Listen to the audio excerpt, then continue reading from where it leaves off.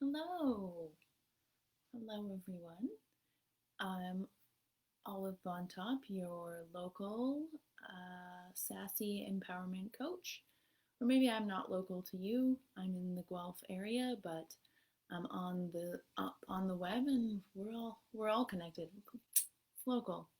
What's local anymore? So, welcome to my Wednesday Live at 8. I'm talking about pleasure this evening, as I have been for the last few weeks. Specifically, I'm talking about how to increase pleasure in your life, in the bedroom, but also in your life. So, spoiler alert: increasing pleasure in the bedroom actually starts by increasing pleasure in your life. Turns out. So, um, last week I was talking about more what I call pleasure habits to enhance pleasure in your life and to experience more pleasure in your life, and then ultimately experience more pleasure in the bedroom, which is great because I would love to experience more pleasure in the bedroom too, which is why I have gotten on this pleasure. Oh, I'm getting some very distracting messages from.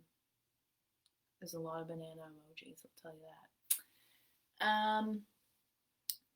So, yes, part of the reason that I got on this pleasure journey, as I call it, is because I had realized I was maybe not experiencing as much pleasure in my life as I would like to be, and as much pleasure in the bedroom as I would like to be.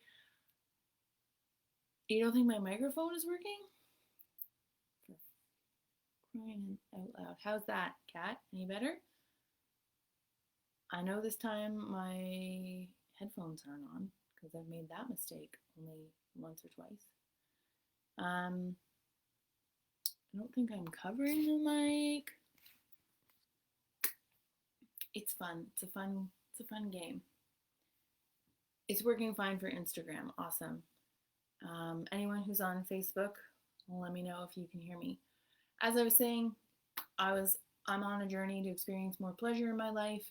I was realizing I wasn't experiencing as much as I could be, and that there's a lot of reasons for that. Some of that is shame.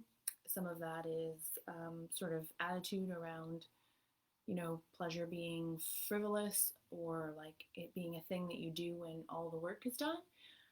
And turns out work is never done.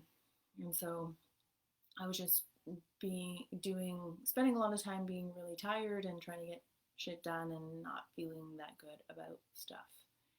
That's the short end of it. So this is a journey I've been on the last couple of years, and I have found that sort of increasing these pleasure habits in my life has also allowed for more general pleasure in my life and in the bedroom.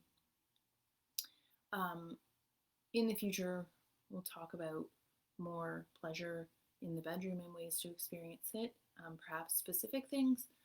Um, like I said, I'll have some announcements coming up about that. Nothing super exciting, but pretty exciting. Anyway, so today that's what I'm talking about is the final pleasure habits. So I'm not sure. I haven't heard anything more from Facebook about whether y'all can hear me or not.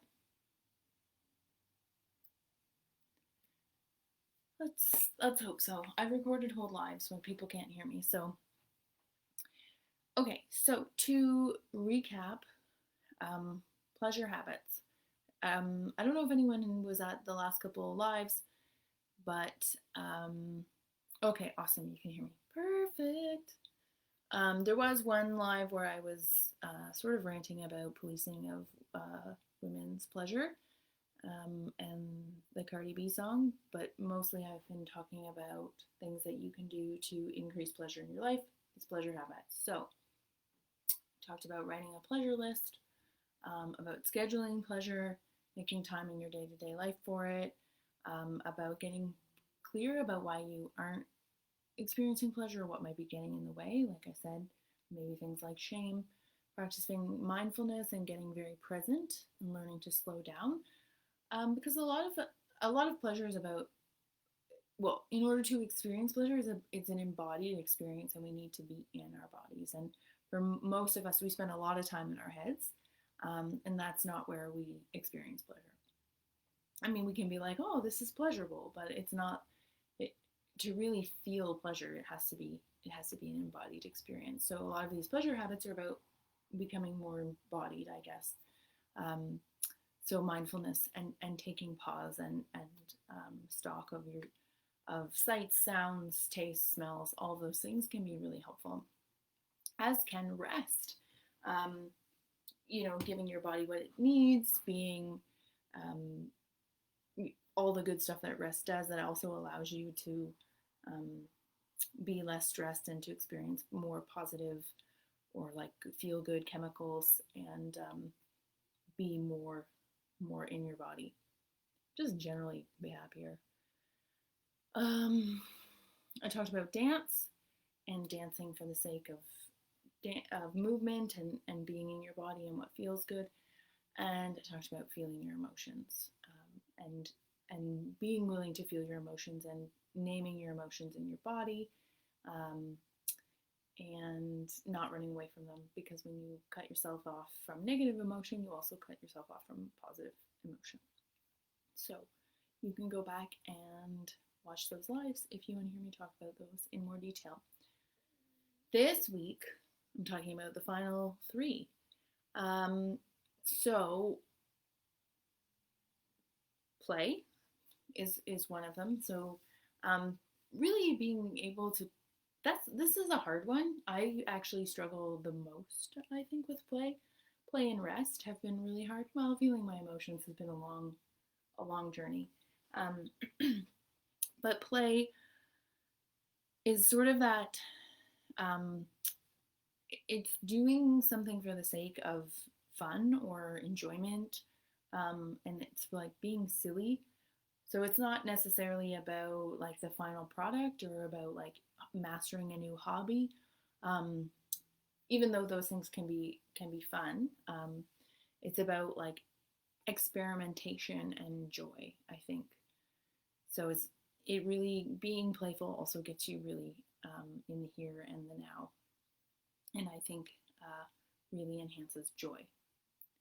I was thinking about what the difference between joy and pleasure is, and how um, it, to define it. And I felt like it's like it's like a really embodied experience. So I feel like joy is very like outward, and like for me, joy is like a beaming and like an energy where I want to like experience this gasp, this outwardly, I don't know, emotion. I don't know if that makes sense. And pleasure is very like inward. It's very like it's very like in my body. Um, that's the best way I can describe it in terms of the differentiation, because they're very closely related. So spending time playing like you did maybe as a kid, just for pure joy, um, can be really helpful for experiencing pleasure. Again, it gets you in the present, but it also allows you to experience new pleasure that you maybe even weren't aware of, and gets you out of your head. I think that's a big struggle for a lot of us, myself included, in this like not wanting to be silly and not wanting to let go of control, um, which can be tough. But yeah, I don't know. Just I like playing, even like playing dress up is a big one that I still do, and I feel like burlesque is a big part of play, um, especially when I'm not performing. I mean, performing is playful, and there's a lot of room for that too. But even when I'm just coming up with act ideas and or just like dancing around, I feel probably the most connected to being a kid, um, being a young kid that dressed up and pranced around to music. It it really brings that out, and it is like pure joy, and I'm really out of my head when I do that. Just switching between stuff, making sure everything's working. It's a lot of things to think about. Did anyone notice I'm trying a different setup? My cats are over here. Anyway, masturbating. Like, obviously, it seems like a pretty obvious way to experience pleasure. But I know for a lot of folks, it maybe isn't the most obvious. Um, it's a really good way to clearly experience pleasure in the moment, but also just get really familiar with what is pleasurable to you, what feels good, what doesn't feel good, what your preferences are, how to orgasm different ways, and just to really play around with that. Someone's at the door, and it's a very specific knock. So I'm very distracted by that. People don't come to my door. Masturbating. So, playing. I also invite people. Some people who have been my clients have maybe received this homework before, where you masturbate. You try masturbating in a different way. With the intention of experiencing new pleasure and new sensations. So for many of us, we sort of have our go-to like, moves or vibrators or images in our head or whatever to like get the job done. But that can be great, but we can also do that without necessarily experiencing a ton of pleasure. And there's a whole bunch of pleasure in our bodies that is waiting to be experienced, and that masturbation is a great way to be able to do that.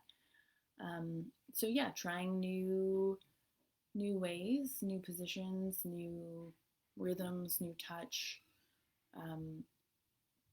Touching yourself with different pressures and temperatures. Just really, again, removing the goal of orgasming and really focusing on just experiencing pleasure in your body in a new way. Sometimes I even just like, when I try this, I get bored and I have to like bring myself back with the word pleasure, or I just get stuck in a feeling of like, oh, that just feels really nice. I'm just going to hang out here. It might not even be sexual. Like, I might just be, touching the crux of my elbow. I think that's what it's called, whatever this part of your elbow is. And just being like, oh, that feels really nice. Like, that feels pleasurable. And then experiencing, how it feels to go up my arm or down my arm or just trace my collarbone. Like, that just feels nice. It doesn't necessarily have to be sexual. It can be, and it has nothing to do with my genitals at this point. But yeah, so how can you experience new pleasure and expand your pleasure in new ways and try to stay present in your pleasure? Any questions so far? I think the door issue got resolved. Okay. And one of my favorite things to experience pleasure, or a pleasure habit, is to eat.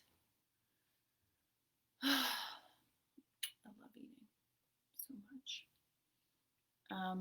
And I know it can be complicated for some people, and they have complicated relationships with food.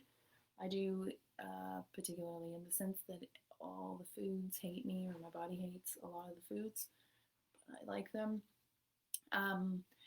So again, it's a way to experience pleasure.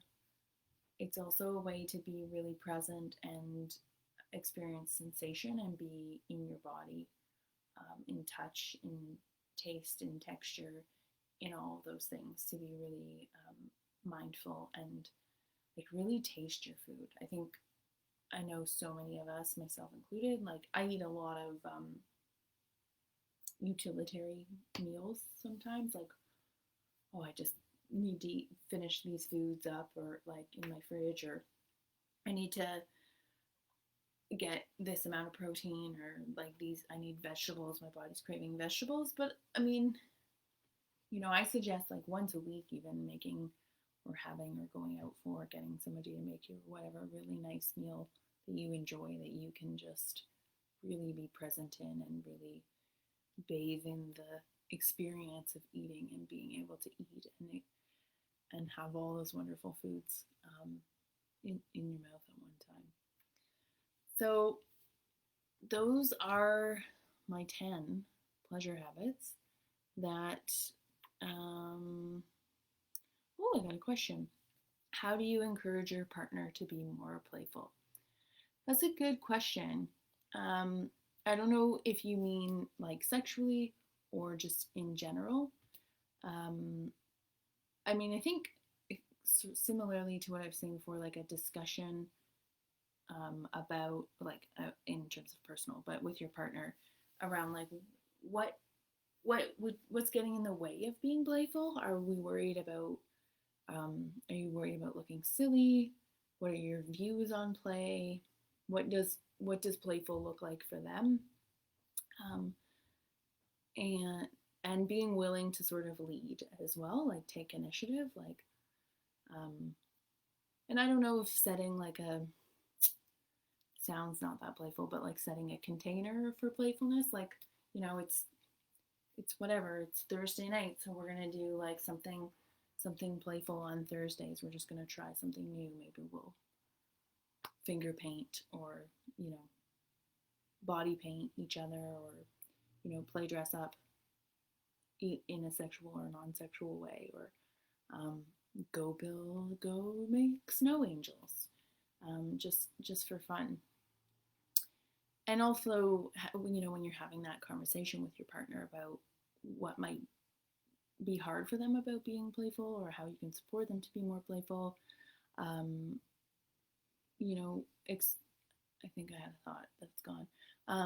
Expressing why being playful is enjoyable to you or why it's important to you, um, and how perhaps you feel more connected with them and you experience more pleasure and joy.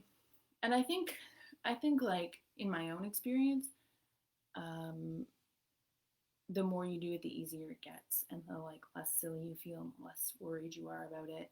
Really encouraging the person if they feel silly or like the control is an issue.